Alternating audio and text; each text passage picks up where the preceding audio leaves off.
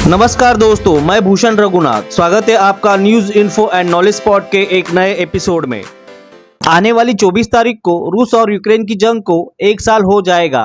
किसने क्या खोया और क्या पाया, इसका जवाब एक ही हो सकता है, दोनों देशों की बर्बादी।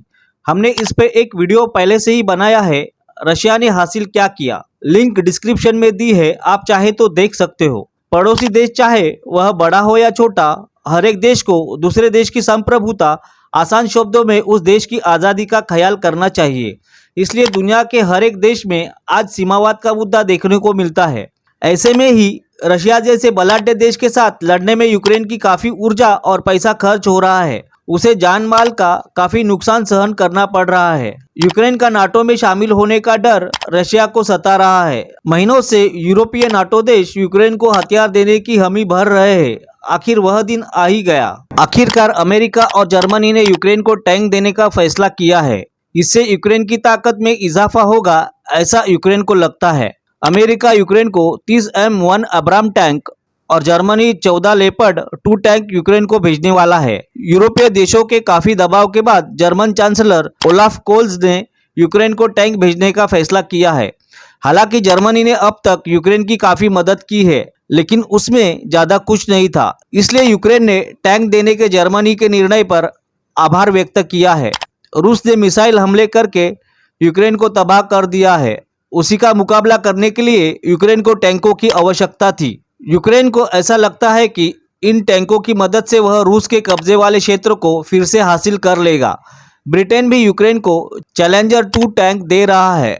इस रेस में पोलैंड भी पीछे नहीं है। अमेरिका में रूसी राजदूत ने कड़ी प्रतिक्रिया देते हुए कहा कि यूक्रेन को टैंकों की सप्लाई करना मतलब रूस को यूक्रेन के खिलाफ और बड़ी कार्रवाई करने के लिए उकसाना है। साथ ही जर्मनी को भी चेतावनी दी गई है कि जर्मनी द्वारा लिए गए निर्णय से कोई लाभ नहीं होगा, बल्कि रूस के साथ उसके संबंधों पर इसका दीर्घकालिक प्रभाव पड़ेगा। पिछले कई युद्धों में देखा गया है कि केवल टैंकों के बल पर कोई युद्ध नहीं जीता जा सकता, लेकिन जंग जीतने में उनकी अहम भूमिका होती है। यह भी सच है। यूक्रेन न केवल टैंकों की मदद से रूसी आक्रमण को रोकना चाहता है, बल्कि रूस से वे अपना कब्जाया हुआ इलाका भी वापस लेना चाहते हैं। अब्राम, चैलेंजर और लेपर्ड यह टैंक रूसी टैंकों की तुलना में तेज और अत्याधुनिक है।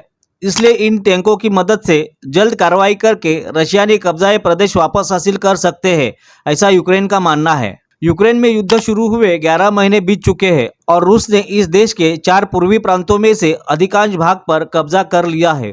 हालांकि अमेरिका ने अभी तक यूक्रेन को मिसाइलों, एयर डिफेंस सिस्टम और गोला बारूद के अलावा और कुछ भी मदद नहीं की थी। अब्राम जैसे अत्याधुनिक टैंकों को चलाने के लिए ट्रेनिंग और देखभाल की आवश्यकता होती है। इसलिए अमेरिका ने टैंकों को यूक्रेन को देने से परहेज किया था। बेशक भले ही अभी टैंक दिए जाते हैं, लेकिन टैंक चलाने की ट्रेनिंग के बाद वास्तविक युद्ध के मैदान में उनका उपयोग करने में और कुछ महीने लग सकते हैं। जर्मनी में भी यूक्रेन को टैंक देने के मुद्दे पर कई महीनों से राजनीतिक चर्चा चल रही थी।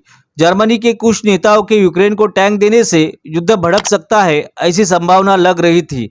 आखिरकार जर्मनी यूक्रेन की मदद करने के लिए इस शर्त पर तैयार हुआ है कि हम केवल तभी टैंक देंगे जब अमेरिका देगा।